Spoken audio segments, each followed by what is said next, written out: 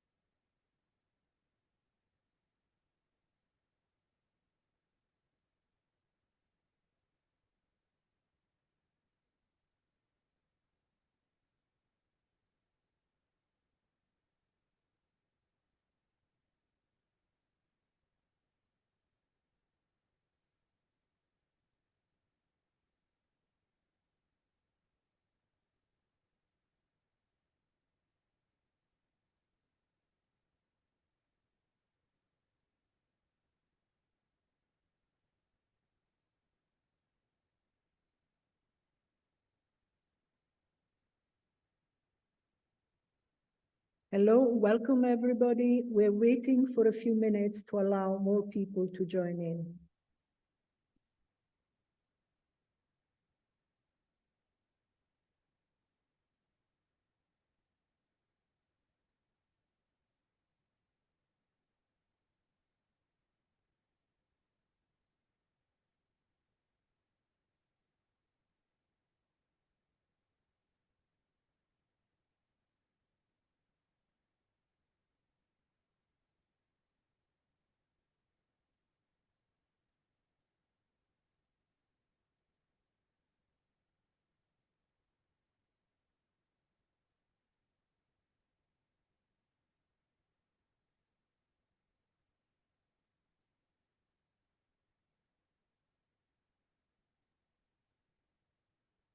Welcome everybody.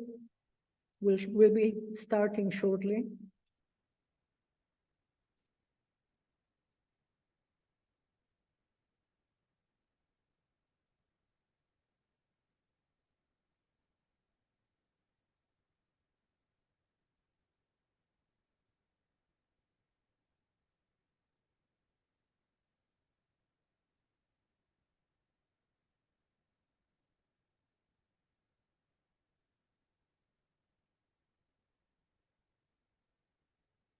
Welcome, we're about to start.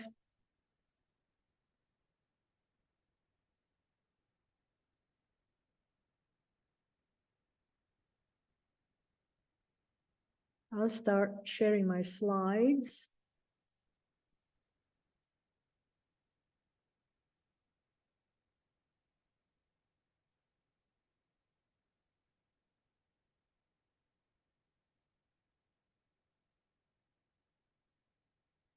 I hope you can see my slides.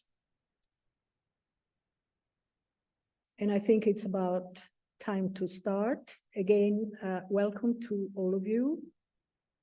My name is Antonella Sorace. I'm Italian, as you can probably tell, and I work at the University of Edinburgh, where I do research on bilingualism, multilingualism, and language learning over the lifespan.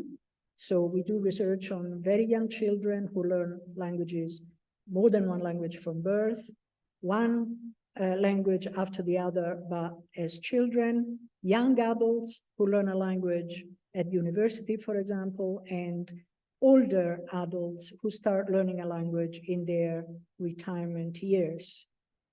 And the topic that I'm going to focus on now is the presence of monolinguals. And the title is meant to be provoking. Monolinguals, where are you? Because, as we'll see, we have used monolinguals as the point of reference in many, many sectors of society, in research, but also in language teaching, and in many other sectors. And we wonder whether that is still justified.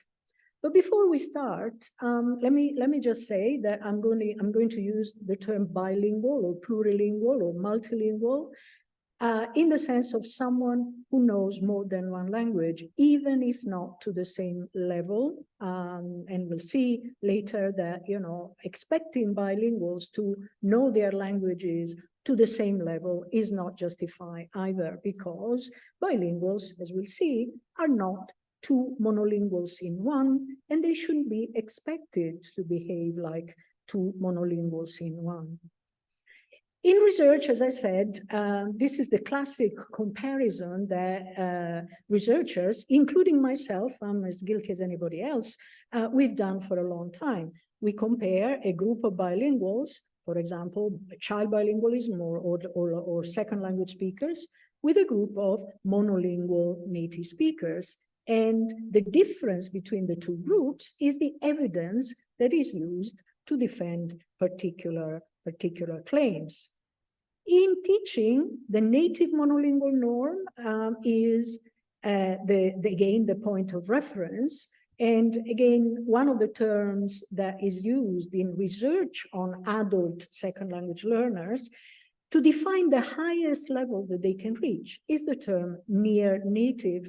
And I used to use this term, I stopped using this term because if you call that the highest level that can be reached by adults, you're underlyingly, you think that they can be very close to sounding like natives, but they're not quite there. So they're almost native, but not quite there, near native. And I think we should stop using that term. But that's the norm in the teaching profession.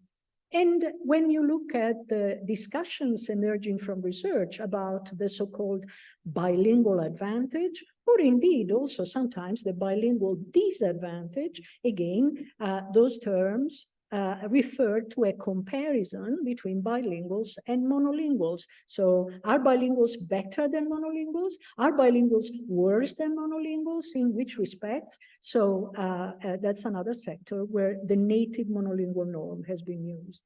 And that implies, as I said, that bilinguals are at least implicitly seen as the sum of two monolingual natives. We should abandon this perspective. So let's have a look at research on bilingualism, bilingual adults and children. I'll just summarize some of the main research results very, very briefly. We need to separate the many misconceptions that are still there on bilingualism from the facts that are emerging from research. But we also increasingly have to distinguish between science or real research and science fiction. So the misinterpretations of research that are also becoming quite common. So what are the myths and what are the facts? Well, for children, for example, it's still quite common for people to think that a bilingual child, at least initially, is confused. Do they know any language properly? Are they learning any language properly? Wouldn't it be better if they learned one language first and then another? One after the other rather than together. Connected to that, the idea that a child who comes from a different language background, as you know, a migrant family, for example, are automatically assumed to have problems at school. Obviously, they have to learn the new language, the language of the community, the language of schooling. Regardless of that, they are also expected to have problems, and they are often put in separate groups, at least initially, because they are expected to have problems. And then the third common misconceptions, but this is not an exhaustive list, is that there are useful languages, useful to learn, and not so useful languages. So English is the language that obviously in Europe and in many places in the world is the top language, the language that everybody wants their children to learn. Chinese is on the rise because what makes a language useful or regarded as useful is the degree of political and economic power that goes together with that language. But local minority languages, for example, Gaelic in Scotland, for example, Sardinian in Italy, are not regarded as useful. And migrant languages, which may be spoken by many different people, millions of people in the countries where they're spoken, they're again not regarded as useful. So 3 common misconceptions. What does research actually show? Well, it shows that bilingual children are better usually, although not always, at understanding the structure of language. And that means the structure of the majority language as well. They understand how language works implicitly because they have more than one language in the brain. And that gives them not only advantages in learning other languages, so learning a third language or a fourth language, starting from more than one is easier, but also it gives them an inroad in certain aspects of literacy, early literacy, learning to read, for example. And some of these advantages can be transferred from reading in one language to reading in another.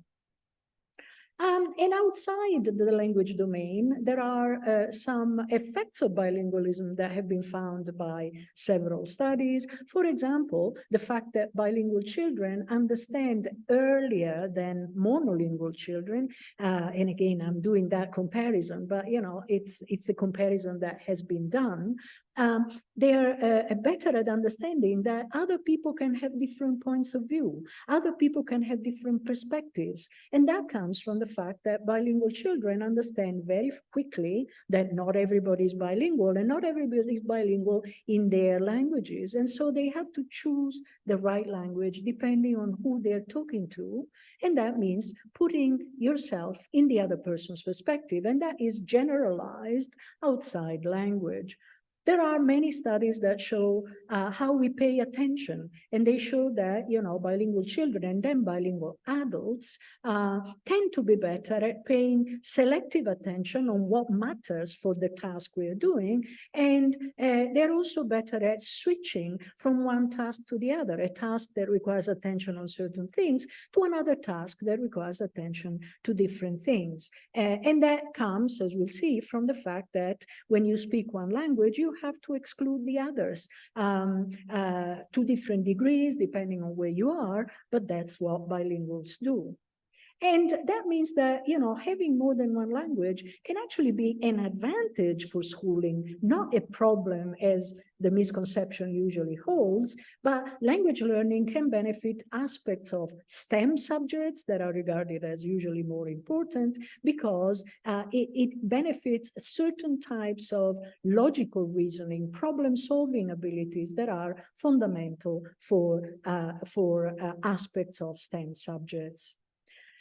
And why these effects? Well, the idea is, again, the effect of having more than one language that matters, regardless of whether these languages are prestigious, economically important, spoken by billions of people. All languages, all varieties, all dialects, whichever way you want to call them, and also all modalities of signed languages are languages under every respect, except that they use a different modality. So all these languages are good for the brain, for cognition, for language, for other aspects of the curriculum, and so all languages are worth maintaining. However, we have to remember that the effects are not automatic. So they haven't been found in every single study in research, and they're not found in every single child, because you can't just be bilingual in one manner. One can be bilingual in many different ways, and the bilingual experience plays a role. So there are many factors that affect the bilingual experience, and many factors that we still don't fully understand in research. For example, does it matter if a child speaks two similar languages? For example, Spanish and Italian are two similar languages from a typological point of view, or whether they speak two completely different languages, for example, English and Chinese. Does that matter? Does it matter whether a child grows up in a bilingual environment where bilingual communities actually both understand and speak both languages, as opposed to growing up in a place where one language is only spoken in certain places, typically at home, and the other language is spoken outside the home? So, the division between the two languages is very marked. Does it matter whether a bilingual child is exposed to a variety of speakers, again, in a community, as opposed to only mommy or daddy speaking that language at home? That matters. Does it matter if a child has positive attitudes about their own bilingualism, positive attitudes about their languages, or not? Do individual differences matter? All these things matter in a way that we don't completely understand, and we're trying to do research on these factors. But that means that instead of saying that you're either bilingual or monolingual, we better conceive of bilingualism on a continuum, as a continuum dimension, ranging from being less bilingual to being more bilingual, and moving along that continuum according to the type of experience that you have. So in my as an academic, I think we should avoid academic fights, and saying, oh, I'm right in that study and you are wrong. That doesn't serve any useful purpose. But as I said, we need to understand the factors that modulate the bilingual experience. And this has important repercussions, as we'll see, for sectors outside academia, for example, parents, for example, teachers, for example, health professionals, for example, policymakers, and so on. So some of the modulating factors.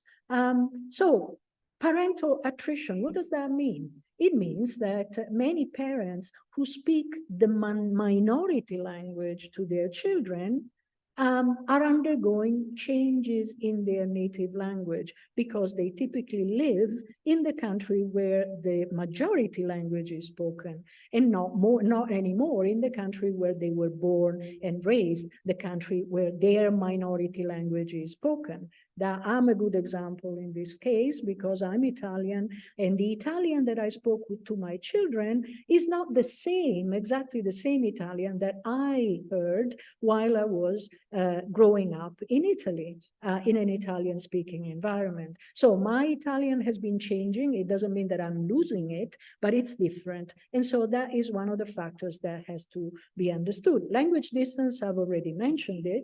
Exposure to variation. And this is what we tell parents, but also teachers sometimes. A child needs to hear the language, both languages, if they have two, from a variety of speakers. Now, hearing the majority language from a variety of speakers is not a problem. If you think of the fact that during the day, you hear the language typically spoken by children, adults, men, women, different accents, different registers, and so on, the whole spectrum of variation. But in the minority language, sometimes the minority language is only heard from mommy, or only from daddy, or only from mommy and daddy. So we need to, we encourage families to form mini communities if there isn't a community in the minority language, so that the child is exposed to normal variation. Literacy is very important. Literacy in the minority language, because as we've seen before, certain aspects of learning to get into literacy can transfer from one language to the other. Not only that, but becoming literate in the minority language can open up a whole world of experience that motivates the child, that gets the child engaged, you know, with both languages. The degree of code switching, again, you know, growing up in a minority, in a community, in a bilingual community where it's common to go from one language to the other, as opposed to growing up in a community where there's only one main language and minority languages are only spoken in certain places. There is no much switching from one language to the other.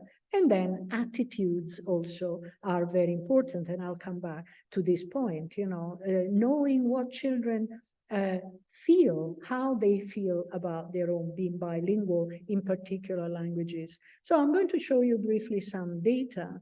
For example, minority languages, the effects, you know, these beneficial effects, positive effects of bilingualism are not always found. They are found in some languages, for example, Sardinian Italian, for example, Gallic English, for example, Frisian Dutch, for example, Welsh English, they're not found, actually. Cypriot Greek and Greek, they are found. Catalan Spanish, they are found. But Basque Spanish, they're not found. So what makes, you know, these languages, why does do the potential benefits of bilingualism appear in some communities but not in others? What makes them different?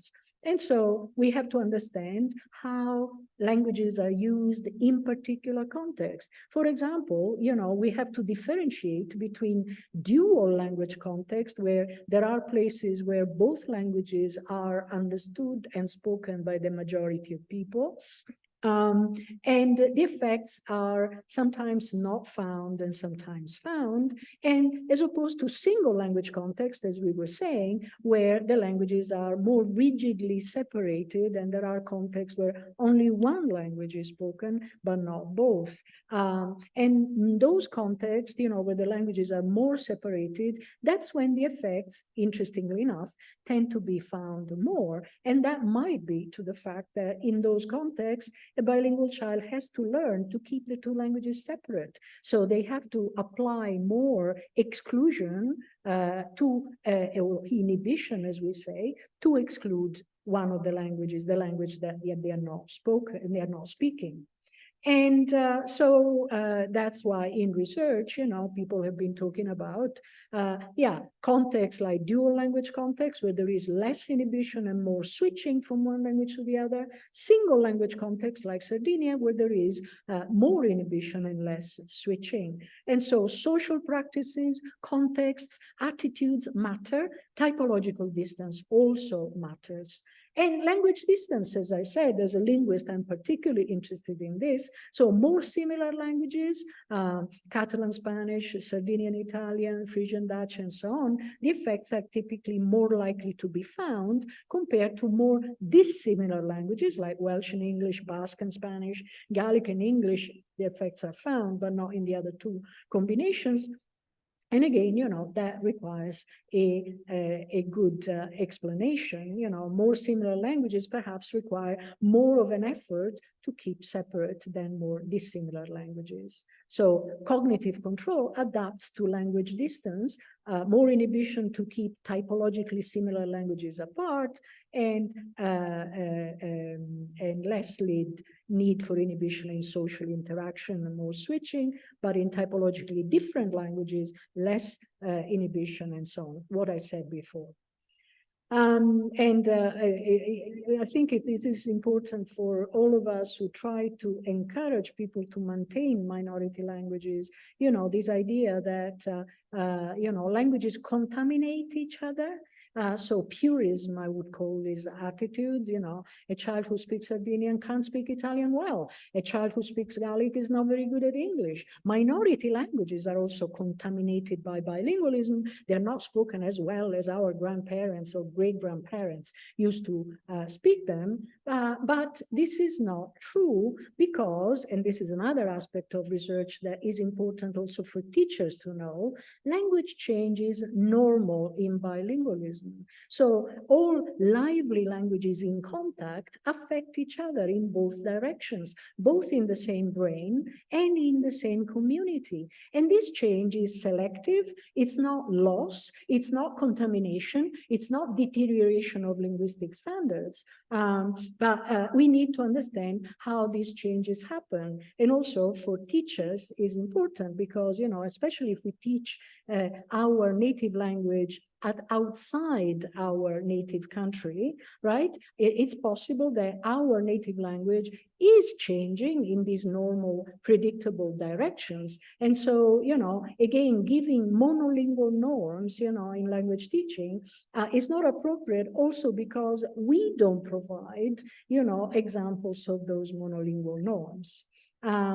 So how does language change? For example, you know, if we move to another country, like I have done, you know, obviously you're not exposed to the your original community, you're not exposed to the same degree of variation. Also, if you interact with other members of your original community who also migrated to the same country, you tend to align, as we call, or prime each other, which means, in a sense, copying each other. So we tend to adapt our linguistic choices to one another in interactions with other attrited, other speakers whose language is changing.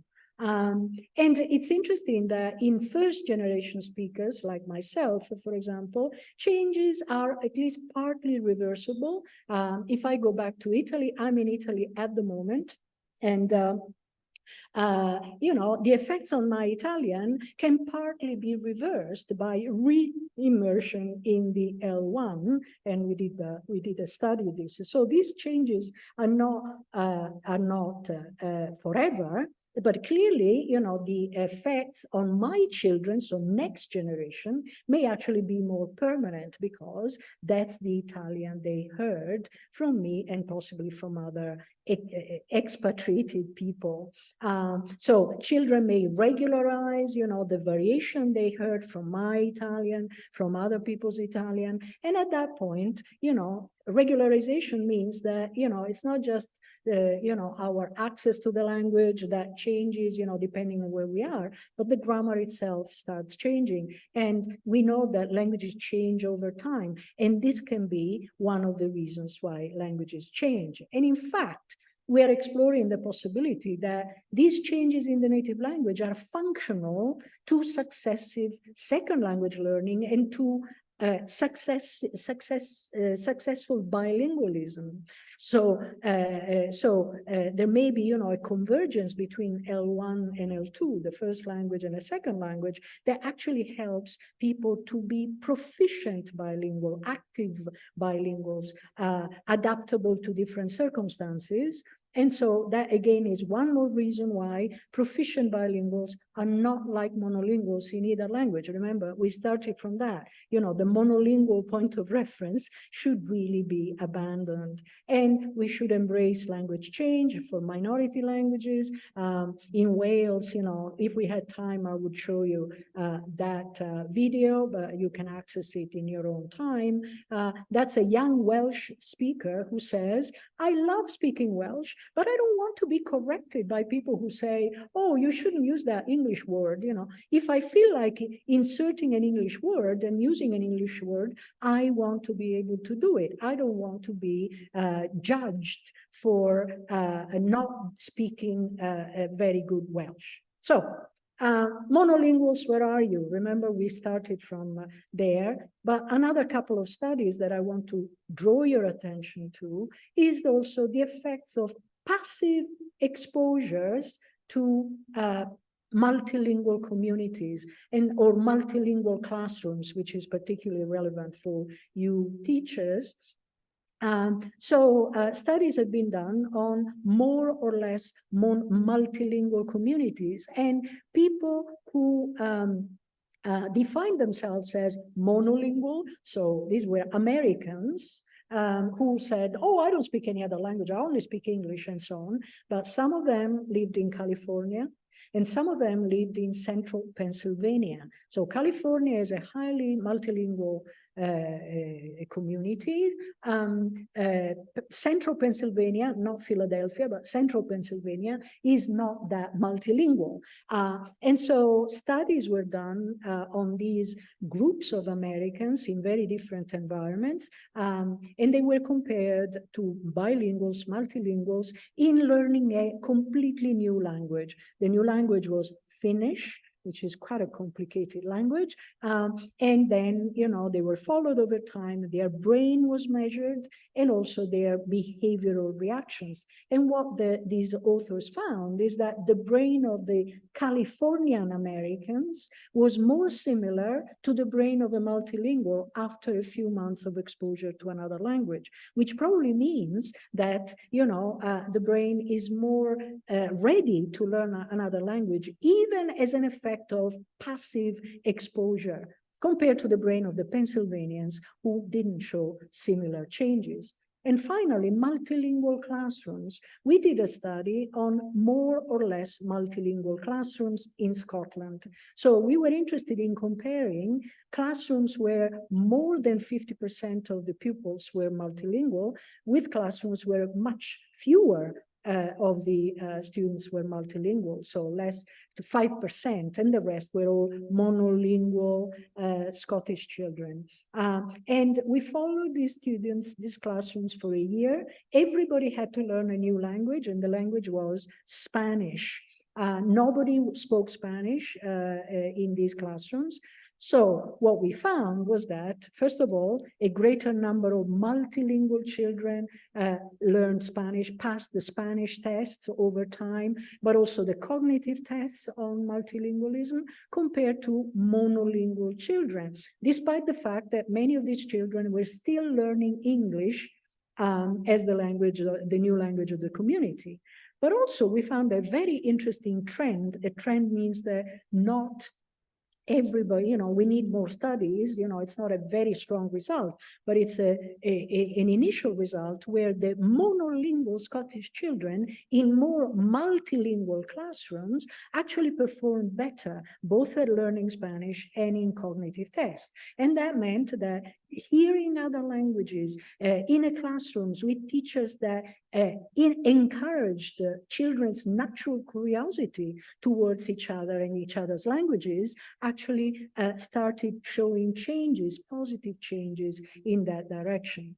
And that's why, and I'm about to finish, we need more information about bilingualism and multilingualism in all sectors of society, because more information means better decisions. It means more informed decisions. Remember the misconceptions, the prejudices, and so on. Many decisions are unfortunately still based on misconceptions and prejudices. And in order to do that, we need not only bridges across research, so different subfields of research, but also bridges between research and society.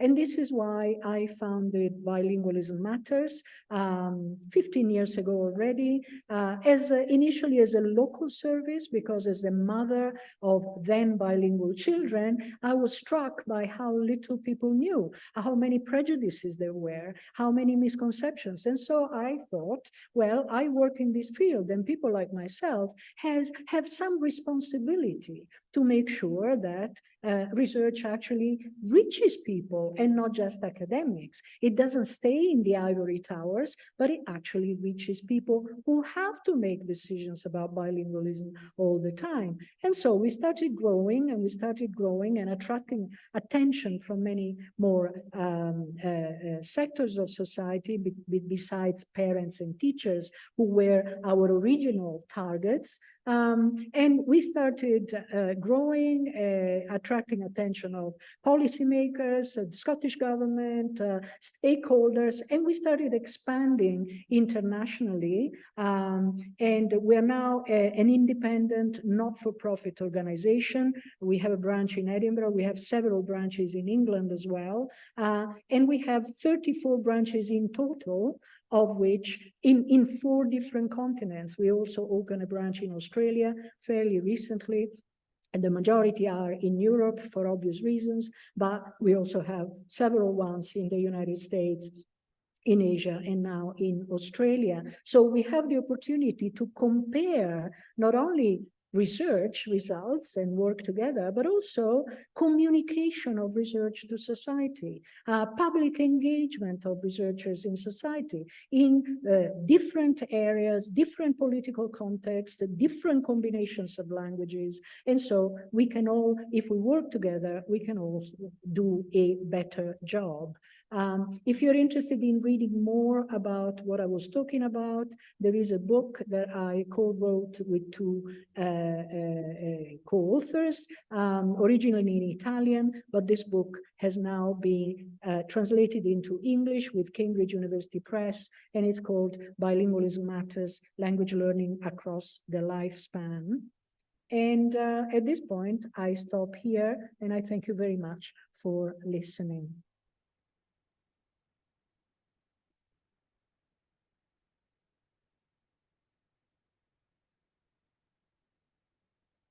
And I'll stop sharing my slides as well. If you're interested in the slides, please write to me and I can send them to you, or you can hear the recorded version of this talk, and so on and so forth. There's something in the chat. Oh, yes. Could you share the link to the YouTube Welsh video? Yes. Please send me an email and I'll send you the link, okay? Because it would take me a bit long to dig it out online. Where will the recording be saved? I actually don't know. My colleagues there who are responsible for the technical aspects will be able to answer this question. It says you're currently not able to receive donations. Thank you very much. We are actually able to receive donations. Write to me. There may be something wrong in that slide that I need to update. I work with partners who are much more efficient than me at this side of the business. So that might be my fault for not updating any information. Thank you. Any specific question that you want to ask about the contents that I was talking about?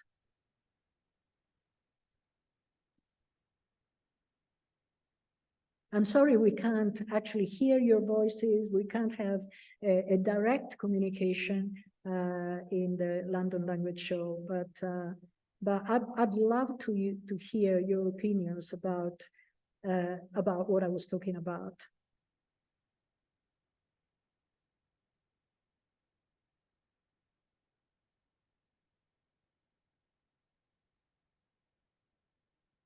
Let me see.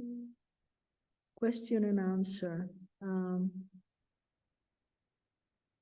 No, I think that's the chat.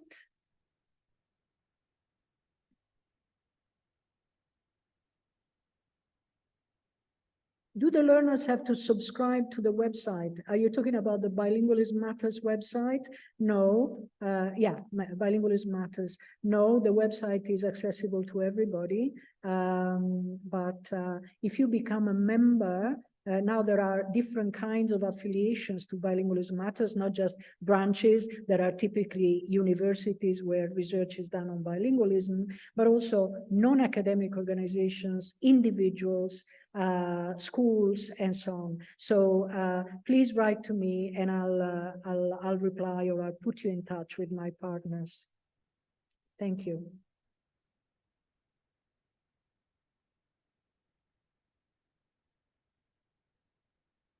Any other question?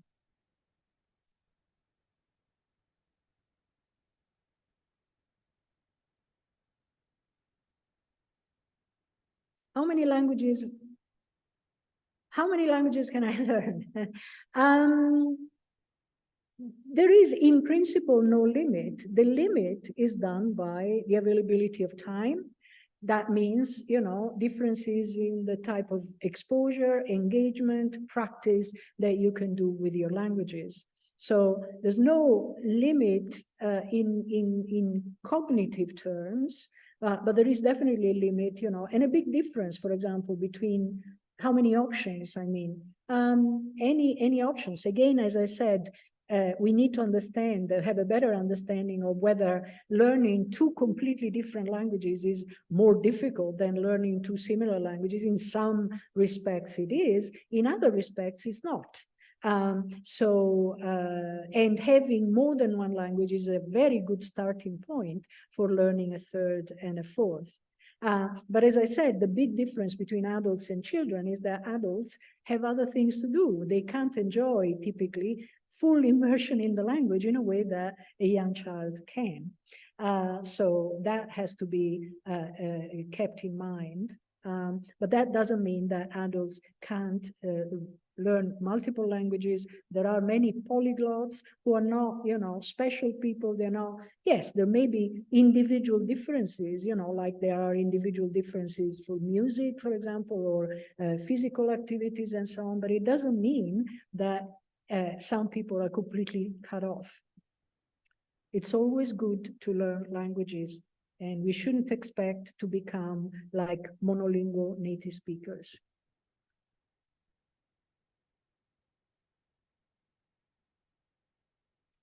We have 4 minutes left. Maybe another question?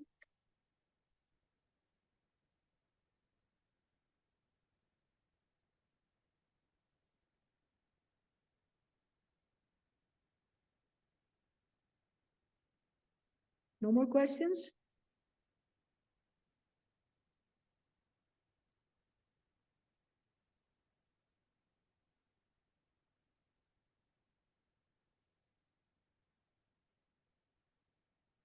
Well, I'll wait for another 3 minutes, but I would encourage you to get in touch after this event.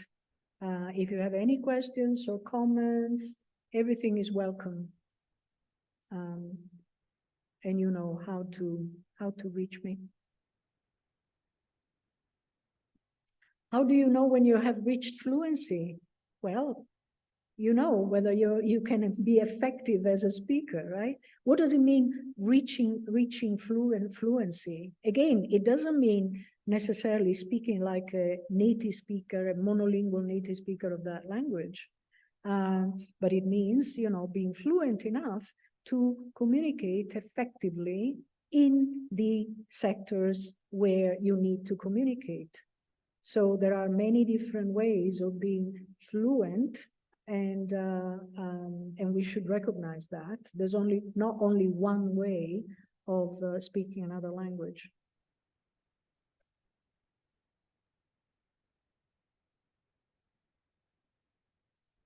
Two minutes, another quick question, come on.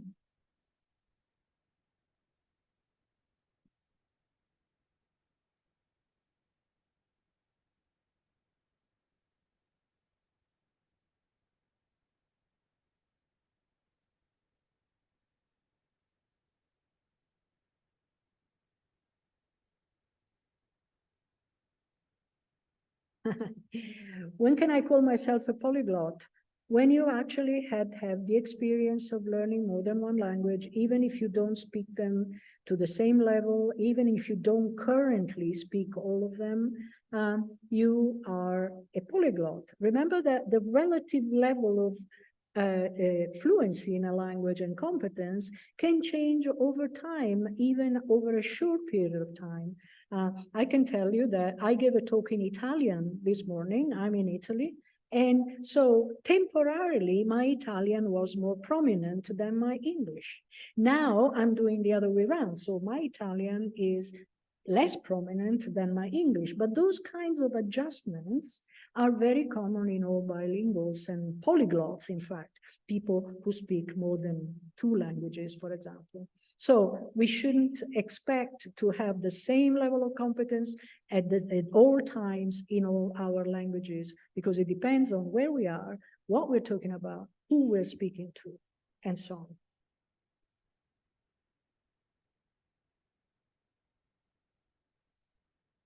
Yes, thank you, and thanks to everybody. I think we are about to reach the end of this meeting. Thanks very much for coming, for participating, and let's hope that we'll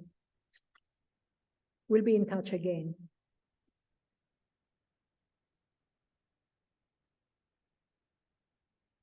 Bye. Take care.